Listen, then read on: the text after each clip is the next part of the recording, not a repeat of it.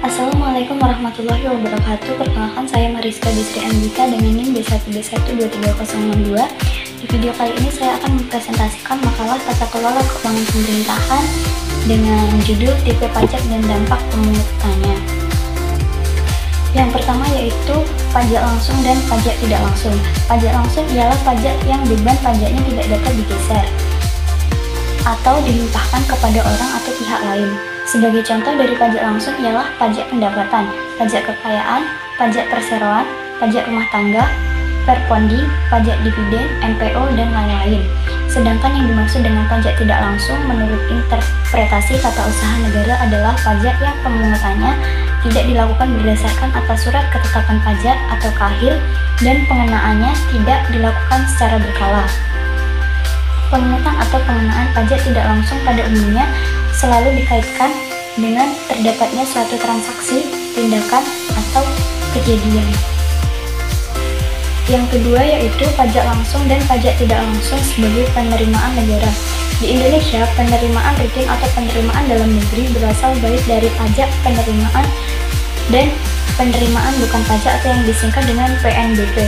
Dan ternyata penerimaan rutin yang berasal dari pajak merupakan bagian penerimaan yang terbesar. Yang ketiga, pengaruh pajak langsung dan pajak tidak langsung terhadap kesejahteraan konsumen. Kita bicarakan sekarang bagaimana pengaruh dari pajak langsung dan pajak tidak langsung terhadap kesejahteraan konsumen.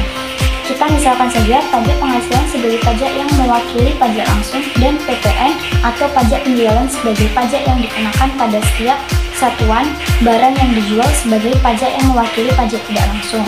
Pemerintah ingin meningkatkan penerimaannya dengan menarik pajak dan pemerintah mempunyai alternatif apakah mengenakan pajak penghasilan atau PPN atau pajak penjualan untuk peningkatan penerimaannya itu. Yang keempat yaitu dampak pajak terhadap harga pasar dan keuntungan produsen. Pembahasan ini dibagi menjadi dua jenis, yaitu yang pertama pasar persaingan sempurna. Dalam pasar persaingan sempurna dibagi lagi menjadi dua jenis, yaitu yang pertama pajak penjualan per unit atau pajak spesifik dan pajak langsam. Yang kedua yaitu pasar monopoli. Dalam pasar monopoli juga dibagi menjadi dua jenis, yaitu pajak spesifik dan pajak langsam.